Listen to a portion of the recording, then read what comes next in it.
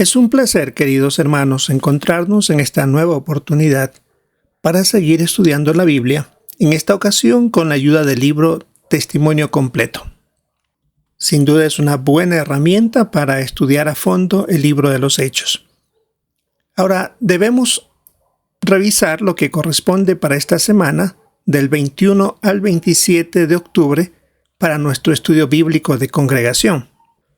Recordamos que estamos revisando la sección número 6, que tiene como tema Regresemos ya a visitar a los hermanos.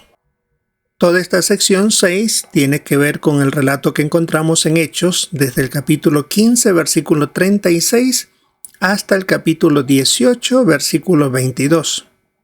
Para esta ocasión empezamos a revisar el capítulo 17 de este libro, que tiene como título Razonó con ellos usando las Escrituras. Como resumen de este capítulo dice, la base de una buena enseñanza, el excelente ejemplo de los bereanos. Todo este relato está basado en Hechos capítulo 17, versículos 1 al 15. Y este capítulo lo encontramos en la página 133 de nuestro libro. Para esta ocasión debemos revisar 7 párrafos de este capítulo, los 7 primeros, así que empecemos revisando párrafos 1 y 2. ¿Quiénes viajaban de Filipos a Tesalónica y en qué es posible que vayan pensando por el camino? Hemos venido hablando en esta semana sobre Pablo y Silas, lo que a ellos les sucedió según el registro bíblico días atrás. Ellos van avanzando por esta carretera que es muy transitada y muy extensa. Son 130 kilómetros o también 80 millas a través de montañas. No era nada fácil para 2 personas que días antes habían recibido una buena paliza en Filipos y hasta fueron a la cárcel.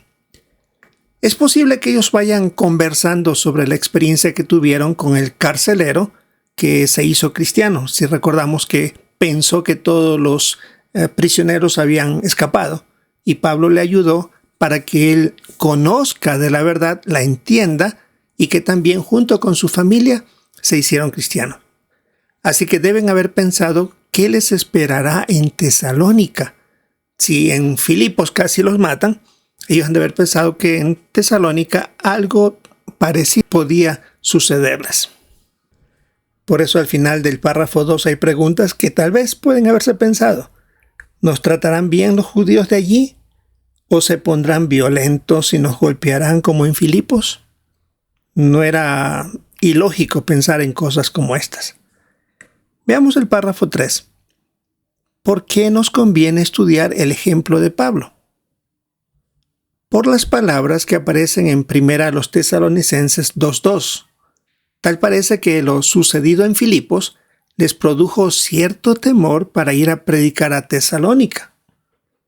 Sin embargo, superaron sus temores confiando en Jehová. Lo que vamos a analizar nos va a ayudar mucho a recobrar valor en ciertos momentos que sintamos temor de predicar, y eso es natural. Cuando en ocasiones conocemos que el amo de casa de cierto lugar no le agrada escuchar de la verdad, es un poco áspero, grosero, da cierto temor de acercarnos y pensar qué sucederá ahora o en cualquier otra circunstancia. Por eso vale la pena que estudiemos este ejemplo de Pablo para de ahí extraer beneficios para nuestras vidas, para nuestro ministerio. Al final de esta página 133 tenemos el subtítulo Razonó con ellos usando las Escrituras. Lo que analizaremos en este subtema es lo que aparece en Hechos capítulo 17, versículos 1 al 3. Así que vamos revisando el párrafo 4. ¿Por qué es probable que Pablo pasara más de 3 semanas en Tesalónica? Por sucesos, por palabras que encontramos en el registro bíblico. Por ejemplo, en las 2 cartas a los tesalonicenses, específicamente en 1 Tesalonicenses 2:9 y en 2 Tesalonicenses 3:7 y 8, que fueron escritos con cierta distancia de tiempo, les indicó a estos cristianos de Tesalónica que tuvieron que trabajar para cubrir los gastos de él y sus compañeros para no ser carga de ninguna congregación. También se expone que recibieron ayuda material de los hermanos de Filipos. Y recordamos que estaban a 130 kilómetros de distancia y no fue inmediatamente que les enviaron toda esta ayuda. Tiene que haber pasado algún otro tiempo. Y tampoco sabemos cuánto tiempo estuvieron en Tesalónica y después decidieron ir por primera vez a las sinagogas, porque se menciona que por 3 sábados él estuvo enseñando. Por esa razón, no se puede pensar que solo 3 semanas haya estado en Tesalónica por las 3 semanas o los 3 sábados que enseñó. Tiene que haber transcurrido más tiempo por todos los sucesos que mencionan las Escrituras. Veamos el párrafo 5. ¿Qué hizo Pablo para tratar de convencer a sus oyentes? En Hechos capítulo 17, versículos 2 y 3, menciona que razonó en las sinagogas usando las Escrituras. Les explicaba y les probaba con referencias de por qué el Cristo tenía que sufrir y levantarse de entre los muertos. Hay que recordar que para esa época usar las Escrituras no era tan sencillo como nosotros, que la tenemos en un solo libro y debemos solo buscar el nombre del libro, el capítulo y el versículo. Y aún así a veces nos cuesta encontrar un texto. Pero aquí Pablo, en la época que él estaba enseñando, eran por rollos. ¿Y en qué rollo estaba lo que iba a citar? Tenía que mantener una buena memoria y el punto exacto, porque en esa época todavía las Escrituras, no existía la Biblia como tal y no tenía puestos ni números de capítulos ni números de versículos. Así que encontrar la parte que Pablo quería mostrar y razonar no era nada fácil. Era como de un libro de cientos de páginas tratar de encontrar una parte específica que quisiéramos. Tenían que saber dónde exactamente estaba esa porción. Así que había mucho esfuerzo de parte de ellos.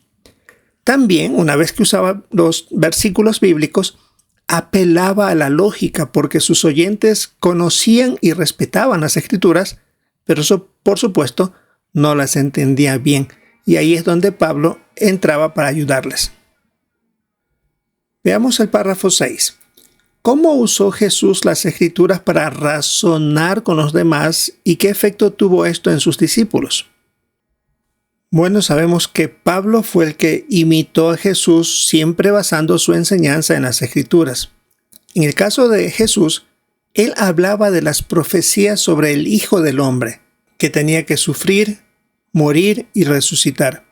Cuando él, después de haber resucitado, el relato bíblico dice que él iba por el camino con 2 de sus discípulos, hablando sobre Moisés, los profetas, y todo lo que decían sobre él mismo, por supuesto, sin identificarse. Después de dejarlos, ellos dijeron que sentían algo en el corazón cuando les explicaba sobre las Escrituras. Así que luego de eso se dieron cuenta que el que había andado con ellos, caminando por un buen tiempo, era el propio Señor Jesucristo. Y veamos el último párrafo de este estudio, el 7. ¿Por qué es tan importante que usemos la Biblia en nuestro ministerio? Como dice en el texto que aparece aquí en la primera línea, el párrafo 7, Hebreos 4:12, la palabra de Dios actúa con poder. Por eso es que procuramos usarla en nuestro ministerio para razonar con la gente, explicarle lo que ésta enseña y que ellos se den cuenta que lo que decimos se basa en las Escrituras y no en nuestras propias ideas. Eso es una demostración de que no enseñamos nuestras propias ideas, sino las enseñanzas de Dios. Por eso, mientras más usamos la Biblia, más poder tienen nuestras palabras. Si no, las personas van a pensar que es invento nuestro, es nuestra opinión, pero cuando la mayoría de las personas son sinceras y se les muestra con las Escrituras, simplemente la aceptan. Por supuesto, algunos no lo hacen, aún probándoles con la Biblia, pero esa ya es decisión de ellos. Hacemos nosotros nuestra labor de utilizar la Biblia. Sin duda, un buen ejemplo que estamos revisando aquí de Pablo, y eso es lo que nos vamos a centrar en este capítulo 17.